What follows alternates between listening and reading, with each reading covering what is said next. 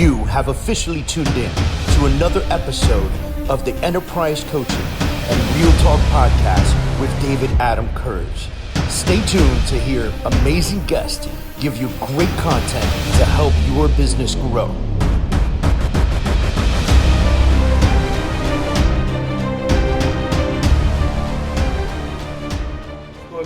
Hey everybody, thanks for tuning in again. Every Wednesday, 10 a.m., we bring you another session of Enterprise Coaching. I'm David Adam Kurz. I am the leader of the Kurz team here in Miami, Florida, as well as a big part of EXP Realty and the Enterprise Coaching Network. Every week, we try to bring you a very special individual who can bring a lot of knowledge to the table and bring a lot of their expertise to the table to allow you or help you build your business. So today we have Ishay. How you doing, sir? Good, thank God. Thanks for having me. Thank you. Thanks for being on the show. So you are the founder of Rental Beast. Can you please, for a moment, tell everybody what Rental Beast is? Rental Beast is an MLS for rentals. If you ever try to service rentals, you know that most MLSs provide a relatively small portion of the available inventory in the marketplace. And because the listings come from other agents, they provide sometimes fairly low commissions. So Rental Beast built a database of a little more than 8 million properties that are off MLS, coming direct from the owners, and basically help agents service the half of the population that rents before they're buying, and helping them converting the renters they're working with into a buy-side transaction. Awesome. So I wanted to bring you on the show. You obviously have a ton of experience with rentals, and I wanted to bring you on the show because this is going to be a hot topic over the next couple of years, I think. You know, and we were speaking a little bit before the show, and we were talking about the fact that coronavirus is coming in and really changing the world. And there's a lot of folks losing their jobs. Potentially, we're going to be facing losing homes. Those folks will be looking for rentals, and there's going to be an uptick in the need for rentals in the market. And then on the flip side of that, we also had a conversation on how some folks should be cashing out right now on their refinance, purchasing investment properties so that they have those rentals available for folks who need it. What do you see happening right now? Why are we even talking about rentals? Well, we could take a step back before I go into what's happening on COVID and just say rentals is not a niche market. If you're listening to this live broadcast or on the podcast later, you understand it's important. And I've been an agent 15 years. I've been a managing broker in a couple of different states, New York and Massachusetts. And we're in the relationship business. So we meet people and we need to find them, try and navigate, help them find the right place to live or the right place to invest in. Half of the population in this country rents, and it's almost 60% of the population in some of the key urban markets. So you have 110 million people in this country that choose to rent before they buy, and ignoring or not being able to effectively service that population before COVID, during COVID, after COVID is really, really important. I don't know that a lot of agents and brokers understand how big the market is. So I'll just throw a number out there. Maybe it will surprise some people, maybe it won't, but there are $12 billion in annual leasing commissions available to agents every single year. It's very difficult to access these commissions through the MLS, as I said, but that's kind of why we built our platform. But if you build relationships directly with investors, with landlords, with property managers, it's a very, very big market. So how many billion did you say? 12. $12 billion. And then we have agents in the market that go, oh, no, I'm sorry, I don't do rentals. Yeah, so here's another couple misconceptions I'd like to dispel. It used to be, and it really was, I started in the business late 2001. It used to be that you rented because you couldn't afford to buy. So the kind of the conception of rentals was, I don't want to deal with renters because they might not be able to get approved for a mortgage or they don't have a ton of income. That's changed a lot. I mean, what's really, if you think about the sales market, what's been driving the sales market for the past 30 years or so is the boomer generation. And a lot of these boomers that have owned homes for 30 years or so are, as you said, cashing out, downsizing because their kids left the nest. They're sick of maintenance, depending on where they live, right? You have to maintain a house that's nonstop. Right. And I have I don't have it on the screen, but Freddie Mac did a study 10% of boomers say they're going to sell their home and rent. So when you look at the downtown areas and you see these really luxurious rental properties with tons of amenities, that's who's going. Yeah, they're built for that generation that has a lot of equity and great credit. And as a result, the commission payouts are really amazing. And here's another amazing stats that even surprised me. 32% of all the rental applications processed in the downtown areas are for 60 plus years old renters. So it's not a young man's game anymore, and it's very affluent. We thought it was for a minute there. If you don't know the numbers, you assume that the renter is the millennial who doesn't want to buy, or the renter is, the person who can't afford a home, which I've been battling that for probably the last decade, because interest rates have been so good for so long that you almost tell people, listen, it's almost more expensive to put first last security and the dog deposit down. It's more affordable to buy FHA or VA with no money down, right? It's another great reason to be in the rental game. And if you've been in it, I'm sure you've experienced it. So Zillow ran a study the last couple of years, and I think there was 13,000 participants in it. So super statistically valid. And they found that 52% of everybody in the country that bought a home last year actually considered renting. And 58% of everyone that actually rented a place last year actually considered buying. So what does that mean to me if I'm an agent or a broker, especially if you're a first-time buyer, or even if you're not a first-time buyer? Buying is not something people do very frequently, unlike rentals, right? Rentals, you work with a renter, the second they sign a lease, when their lease runs out and when they have to make another decision to renew, to move somewhere else, to buy. So the velocity of the transaction is a lot faster. Right. But when you sell a place, 7 years until you meet them again. So it's a lot tougher. It's a much more prolonged relationship building exercise. So if you work with first-time buyers, sometimes they come to you as a lead for a rental. They don't know that they can get pre-approved. As you said, it might be easier for them, especially with today's rate, to explore condos, but you need to get engaged. You need to attract renters, step number one. And step number two is have the tools to have the real conversation, pre-qualifying, figuring out are they a valid prospective buyer or not. And if you don't open that funnel really, really wide to the other 50% of the population, you're really limiting yourself. So it's a really good point. All right, so let me ask you this before we get into the tools, because I do want to talk about some of the tools that agents could be using out there to better their rental game. And look, I'm a big believer that if you do well in the rental market, you can do very well in the sale market, and all your renters will become salespeople one day. And if not, like you were just talking about, a lot of the renters that considered renting purchased instead because it made more sense, and vice versa. But when you look at that, that is simply the job of the real estate professional, to be able to have that conversation, have the right understanding, and have that conversation and say, look, this one's better for you because XYZ, right? And so, and have that true understanding of what's going on. But before we get into that, I'd like to pick your brain a little bit. So you're up north, right? Yeah, I'm in Boston. Right. So how's Boston right now? Well, we're stay at home until the 18th of May. At least school are canceled for the rest of the year. They already announced that.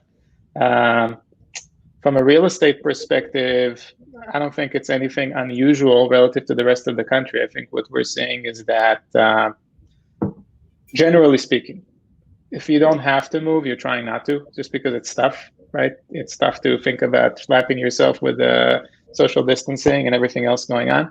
If you do have to move, a lot of these people, and I'm a landlord myself, a lot of these people choose to rent, and everything is going virtual. I mean, that's one of the key things. How can you do whatever you need to do in a virtual way while maintaining social distancing? So right.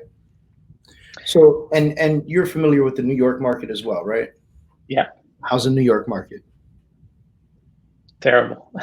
I mean, New York is basically the epicenter of this virus, and the one unique thing about New York, I don't know if a lot of people know this, New York never had an MLS.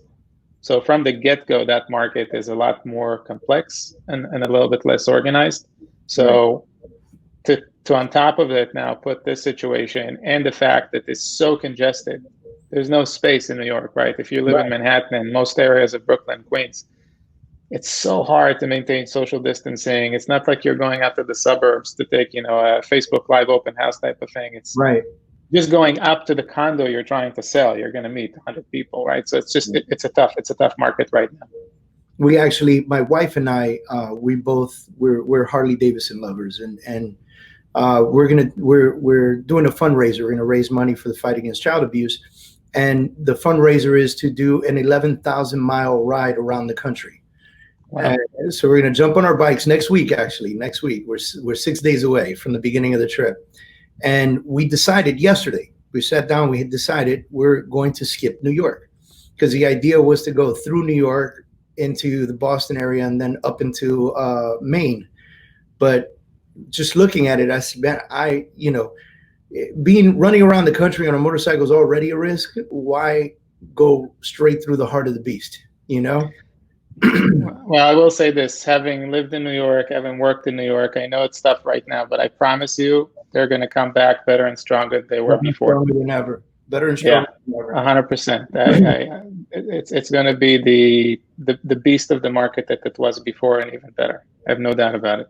So let's discuss this real quick. What's happening with rentals as a result of the coronavirus across the country? What are you seeing? You've got, what is it? Eight? How many million? A little more than 8 million properties in the rental system. So what are you seeing happening? What's the trend across the country? What does coronavirus, better question, what does coronavirus mean for rentals right now?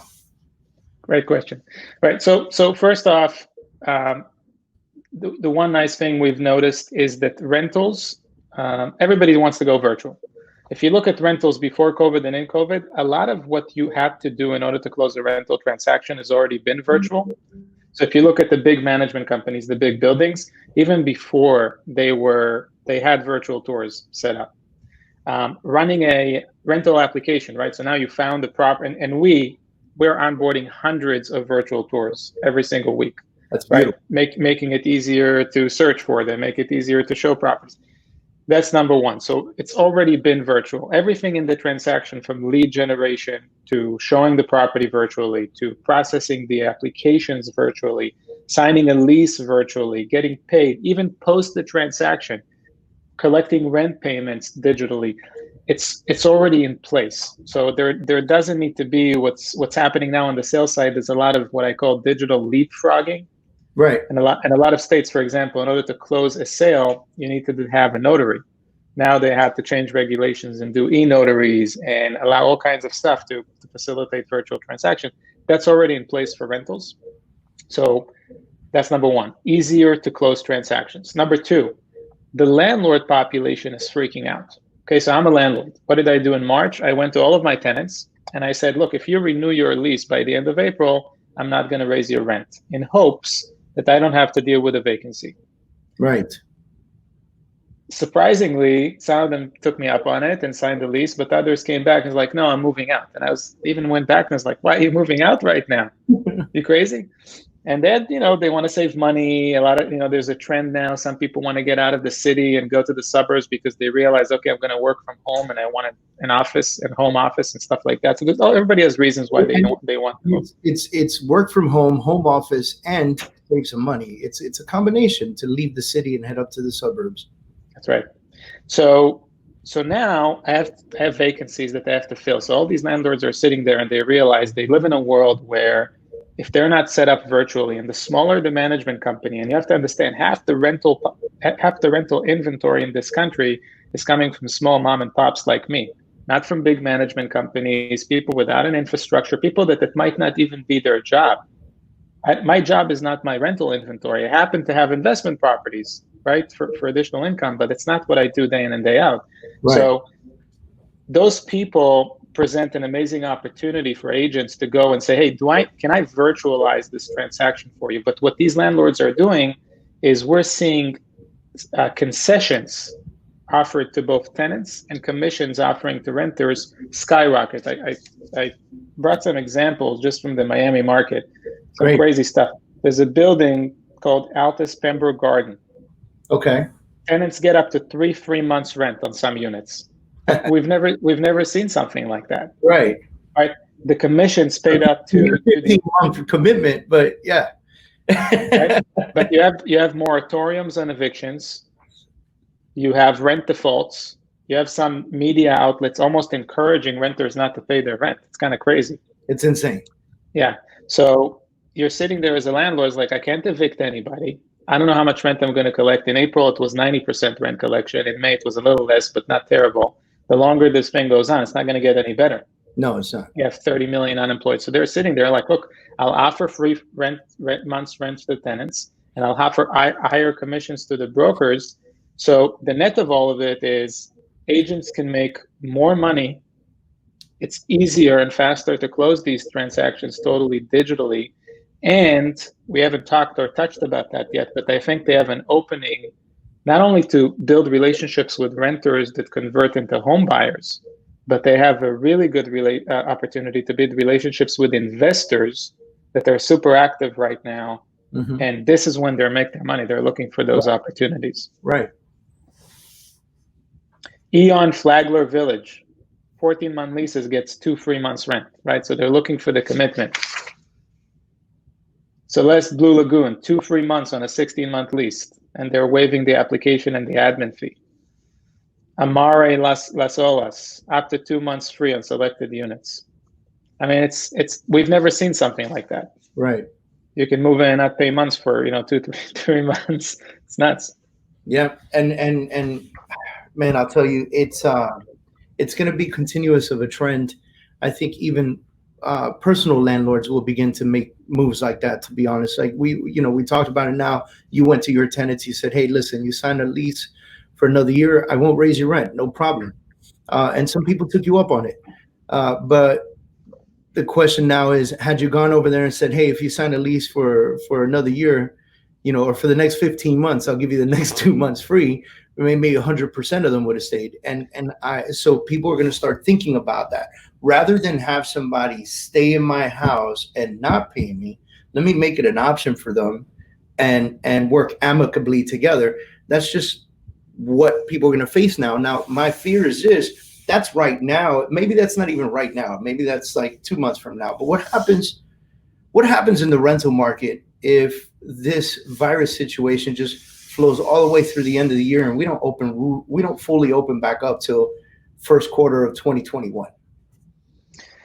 Yeah, so I mean, look, you got to use history as something that can inform your decision. And it's true, maybe this pandemic is unique and we haven't had this reason for a financial and a real estate crisis before. Right. But we've had 08 and 09, and that was real estate led. We had the early 90s. I mean, every 10 years or so, it seems, you have some sort of a financial crisis event. And when you look at the last 100 years of rentals, people have basic needs. The first thing is food, right? Health, food. And the third thing is shelter. That's not going to change. And last time I checked, they didn't start making more land in any factory. So the land we have is the land we have, right? So if people need a place to live, in a way, the longer the crisis goes on, the more affordable housing solution people will need, because they're worried about their income, they want additional flexibility. So if you look at rentals 100 years back, vacancy rates fluctuate from 2 to 7% in most key markets. That's it. So it doesn't go nuts. And there is a survey. There is a big property management company, property management software company called Yardi. Maybe some people are familiar with it. And right when this thing was hitting, they did a survey between March 18th to March 20th, and they just asked renters, do you still plan on moving despite the ongoing pandemic? 56% say yes, as soon as I find a new place to live, right? So 56%. 56%, and that was right when all these stay-at-home orders were coming down. So we see it, the demand in some markets is as strong or stronger, meaning the consumer searches are as strong or stronger than they've been last year. In some markets, it's down. But I don't think people are going to stop moving. People need to move. People want to save money. People get a different roommate. People want to move into the suburbs.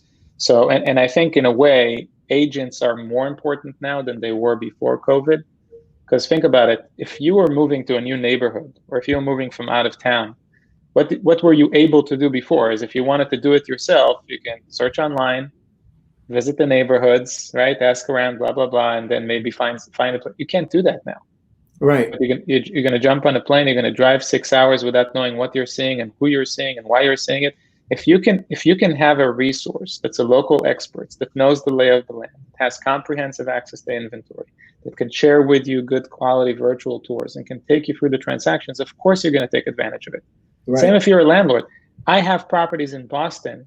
I live a half hour away. I'm telling you right now, I have no interest in driving a half an hour every time somebody wants to see the place, because I don't want to have to inconvenience my tenants, right?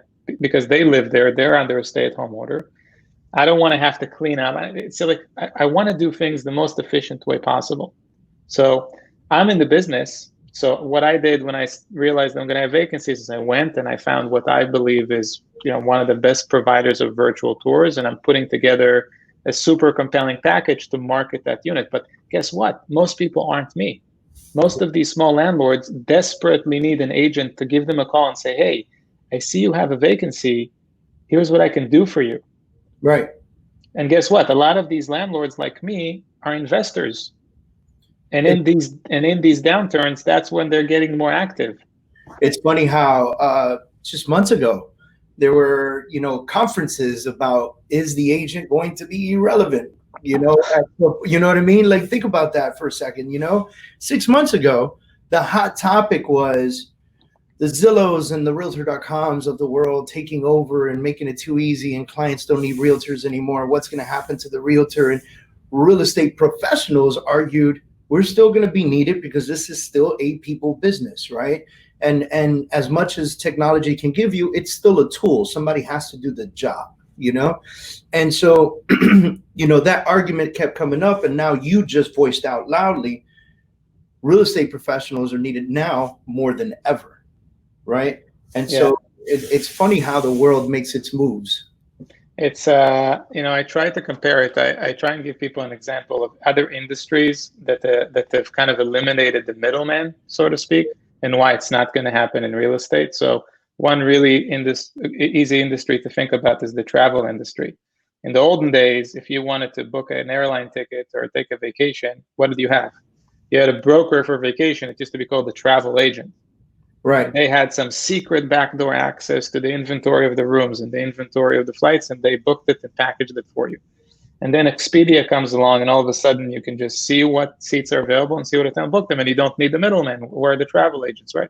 Right. Why is that not going to happen in real estate?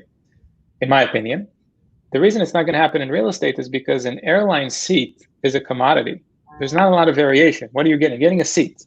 You're getting the seat in the aisle. You're getting it in the window. That's your decision. Right? The same thing with an hotel room. Do you want a king bed or a queen bed? That's the decision.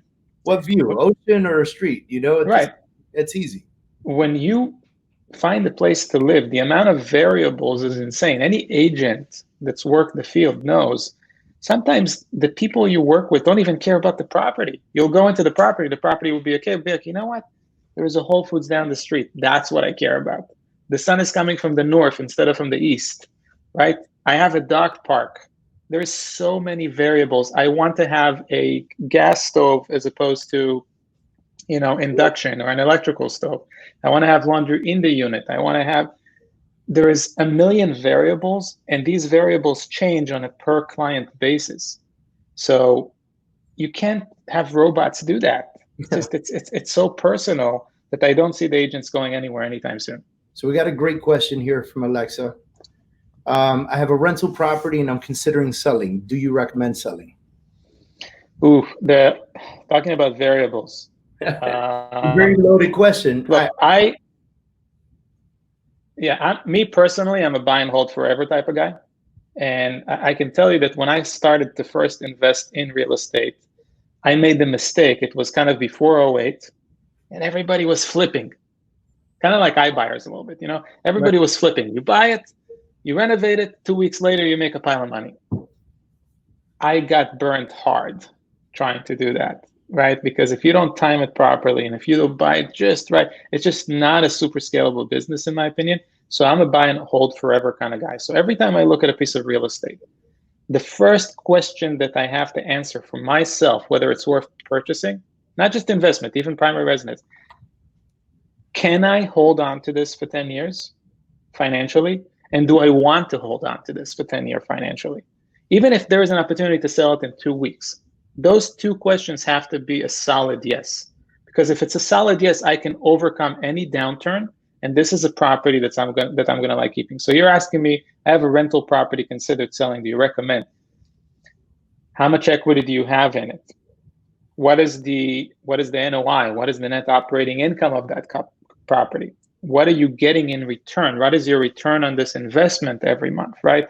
So I listened to, and I'm going all over the place, but just to give you a sense of how to maybe think about it, I was listening to Warren Buffett speak 2 weeks ago. He had his annual conference for Berkshire Hathaway, and a good friend of his that's not nearly as wealthy as his said, "Hey, can I invest some money with you?"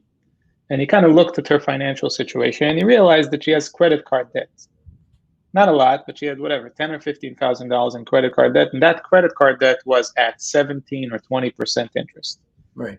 So he said, "Why are you giving me money? You know how hard it's going to be for me to give you a 17 to 20% return year over year? That's a very good return on investment. The first thing you need to do is you need to clear your 20% debt before you invest anything else." So when you look at this rental property, are you getting a return of less than zero? Yes, you should sell it if you can for a profit, right? If you're getting a return of 5% or 10% or 15% or maybe more, some of my properties, I have a 30% cash on cash year over year. Why would I ever sell them? Yes, I look at this period as an opportunity to maybe refi, right? Maybe do some work on the property that will help me, next year or the year after that, raise rents or bring a different type of tenant in. It depends. It depends on the property, but you need to make the calculation of, will this money that you'll have from the proceeds of the sale work better for you, generate more income or revenue for you if you put that somewhere else? It won't if you put it in a checking account. Now we got a little more context. It's almost paid off. How do you calculate NOI? So, like, just in I'll let you explain the calculation of NOI, but just with that first piece of this comment, it's almost paid off. It's in my brain, like you just said, she has to be receiving a profit on this month over month if it's almost paid off, right? If there's a tenant in place, it's a rental property. If there's a tenant in place, this is income that you could look at forever. And if you sell it, the question is, what are you going to do with the money? Are you going to go buy 2 more investment properties, and will they give you the same rate of return? Or are you going to sell it and just stack cheese in the bank? I'm more like you, where I say, if I'm buying an investment property, I would like to hold on to it forever. And if I could, a story about a client of mine who has a huge rental portfolio in the Northeast through Maryland, Virginia, and states like that. And he was a big flipper. You were talking about the flipping, and it brought him to mind. And he was doing well. I mean, he was flipping properties, was making $20,000, $30,000 a property. He's flipping 2-3 properties a month. And he said to me, he goes, "I felt rich for the first time in my life," right? And he said, then I sat down with a very wealthy friend of mine who I used to borrow money from to flip, right? He said, this was my hard money lender. He would take his personal money and lend it to me and charge me points and the whole nine so that I could go flip properties. And we went out to lunch one day, and he looked at him and he said, "You might be rich right now and you might be feeling good, but you'll never be wealthy because you'll always be as good as your last flip." That's exactly right. And he said to him, wait. He said, "Listen, why don't you try this? The next great flip that you find, keep it. It's going to hurt." And he said, man, did it hurt. Yeah, he bought that house, he renovated it, and he knew he could sell it and make 30 grand like tomorrow. And he kept it. And he saw that monthly residual income, if you will, start coming in. And it changed his life forever. Now he's got close to 200 properties, So the question is, what are you going to do with it? But can you go into calculating NOI with it? NOI stands for net operating income. And usually what that consists of is the taxes, the property taxes on the property, plus any utilities and maintenance that you have. So utilities are easy to calculate. You know what you're paying. Maintenance, you can just average out. I don't know how long you've owned the property, but usually you have some sort of a cruising altitude of what you pay for maintaining a certain property. If it's 100 years old, it's going to look like X. If it's built 5 years ago, it's going to look closer to zero, I hope. But that's the net operating income, right? And then you take the income, the actual revenue that the property generates, and you can take the income minus the NOI, and that's your rate of return. Right. You can add debt service if you have. It sounds like you have a little bit of debt service on this property that goes into your NOI bucket. It's just basically a P&L. You have to do a small P&L. Right. Buy two more. So yeah. To crazy dumb it down right now, look at the numbers. And Alexa, look, I'll warn you, do your numbers and know your numbers, right? So, it's about, understanding what that property is costing you for the last 12 months. Let's just do it that way. For the last 12 months, what does that property cost you and what does it bring you, and figure out what that percentage of income is. And then if you're going to sell it, to go buy 2 properties, because you said that's your plan. Yes, that's my plan, to buy 2 more if possible. If you're going to sell it to buy 2 properties, then what does the income, the NOI, look like on those 2 properties, right? Now you have to do an estimate on maintenance, right? You have to estimate that. Then you have to figure out what your mortgage is going to be, and what your expenses overall are going to be on the property, and then what you could potentially rent it for if it's not already rented and has proof of rental, and understand what that is. If you're going to make the same or less, may not be worth it, right? Some folks might have a different opinion. They might say renting or having 2 properties is extremely better than having 1, even if you make the same NOI on 1 that you do on 2. Because if 1 is not rented for some reason or vacant, you still have another one paying half of that cost. So just things to think about. But hopefully that helped you out tremendously. Matt, I know Matt Joseph, great guy, owns a brokerage in Miami Beach, says condos are the worst investment. Stay away. I do not disagree with you, my friend. Oh, there's just a lot of talk about variables. You don't want to have any investment you make, whether it's in stock or in real estate, you want to have a clear sense of what's going to happen. And the thing about condos, sometimes, you buy into a property and then you have an assessment because the roof needs to be replaced or the elevator doesn't work. And all of a sudden you worked on thin margins and you thought you were going to make 5% every month, and that you can kiss goodbye for 5 years now until you pay off the assessment or whatever. Right. So, and then some of these condominiums have special rules about whether you can even rent it out and how many condos can rent it out. It adds a layer of complexity, not impossible to do, but I tend to agree with him that it wouldn't be the first choice. But sometimes in certain markets, like, Miami market has a lot of condominiums. So, and a lot of people have a lot of money investing in them. So it's not impossible, just a little bit more complicated. You need to be aware of what you're getting yourself into. Absolutely. All right. So let's talk about this. What's the average agent? I don't know, you could pick a state, maybe pick Florida, or maybe pick the country. Like, what does the average agent do in rental transaction count? So most agents, I would say, do accidental rentals. There is a small percentage of agents that do this kind of all the time. Alexa saying she's not selling. Just to go back to Alexa, because I'm thinking about it now and I really want to help. Another thing you can do is, instead of thinking of selling to buy, it doesn't have to be so binary. Maybe you can just pull some cash out and go slower. Life's a marathon, not a sprint. First, identify something that you're really hot to trot on. And if you have some other investment properties, like, man, I gotta have it. It makes sense. The numbers work out. Okay, then figure out, how do I finance that? Maybe the best idea is not to sell what you already have, like bird in the hand, 2 in the bush type of thing. But sounds like it's almost paid off. Take, a line of equity, put a down payment, and take it slow. Rates are great. So most agents are going to do like 2 to 4 transactions a year, and it's going to be accidental. Then you have the agents. I would say that's 70% of the agents. I mean, now that's changing, we hope, so that they can generate some more revenue. But that's about 80% of the agents. The rest, you have 10% that will do kind of 5 to 10. So they have a more active rental portfolio, but again, not a core focus. And then about 10% that just, they understand that it has to be a solid part of their growth strategy. They understand that these types of downturns happen and they don't want to be caught, the emperor without a clothes on, where you just rely on, you have to diversify, right? You can't just sell single family homes in my 4 blocks. Right. That's not diversification. No, it's not. Yeah, you could be the best at your neighborhood in selling condos or SFRs, but you have to do rentals. You have to work with investors, maybe introduce a property management division.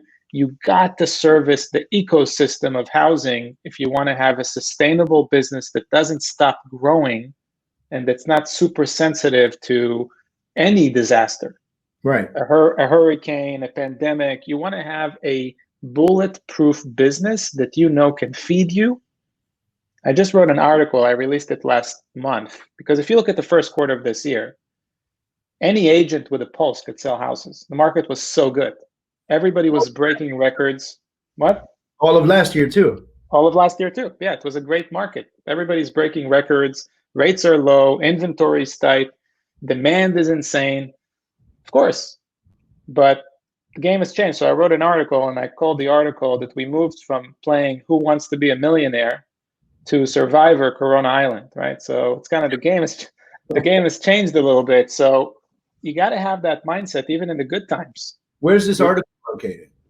It's located on our blog, Rental Beast blog. We can share it. Look for it. I'm going to look for it while you talk. Yeah. So what I wrote there is you want to prepare for these bad times. We don't just work, like you said about your friend that was the flipper. If you live from flip to flip, and I remember this life as an agent, if you move from one transaction to another transaction, you never really become wealthy. You never get to a point where you can just have peace and quiet and have a reliable, steady source of income.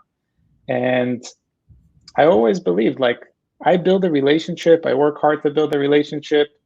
I want that relationship to know that I am there for them no matter what their housing circumstances are. They're investors. I'm their guy. I can help them find the right investment property. So yes, I'm going to know terms like NOI, and I'm going to know terms like cap rates, and I'm going to know, what the rental yield of a property is going to be. I'm going to be able to speak that language so that I can have a relationship with that investor.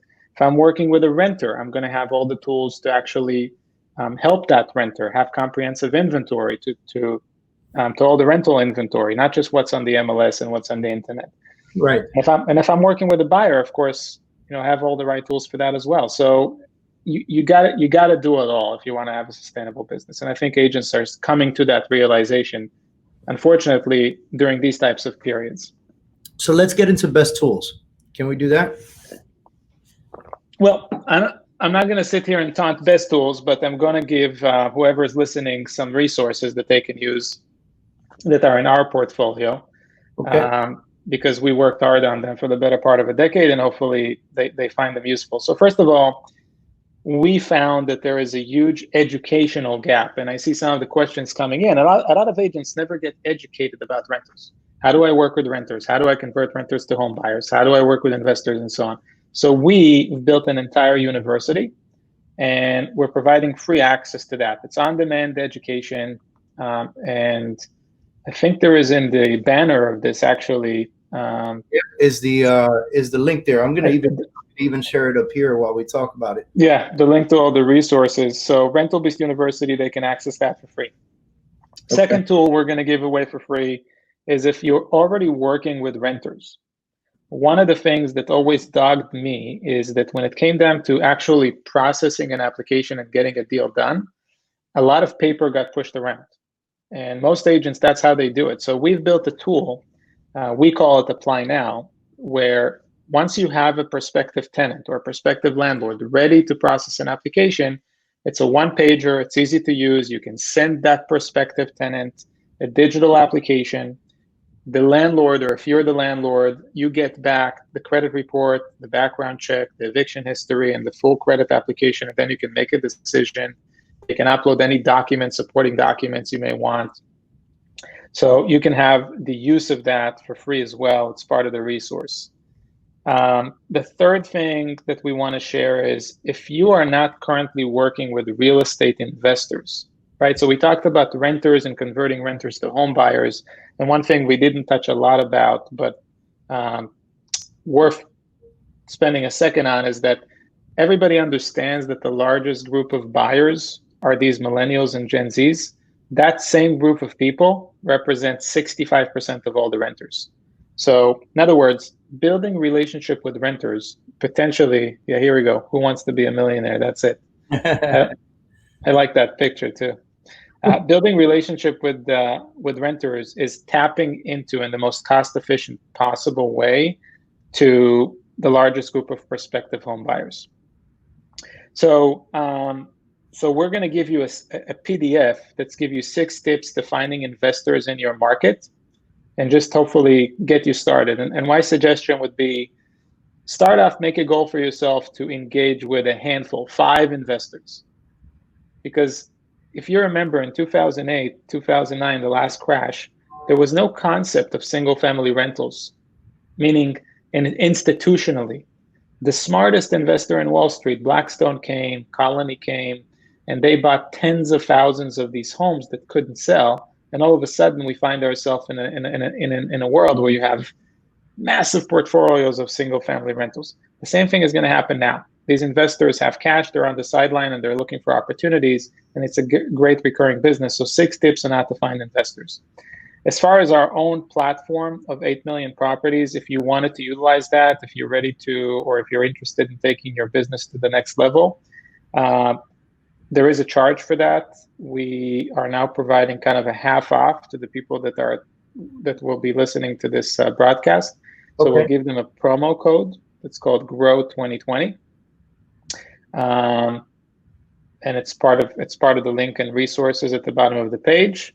And if you're on this broadcast and you're already a Rental Beast partner, agent, or broker, we've created a complete A to Z guide for virtual showings, virtual transactions, literally A to Z, how to close transactions virtually and get paid. So once you log into your broker portal, you'll see a little camera icon. Click on that.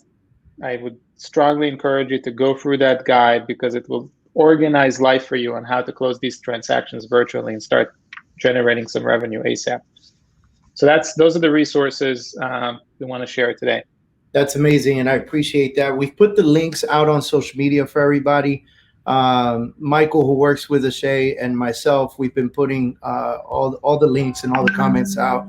We shared the page with you guys for a little bit so that you can see where the website is and where to find things. Just go right to the Rental Beast website.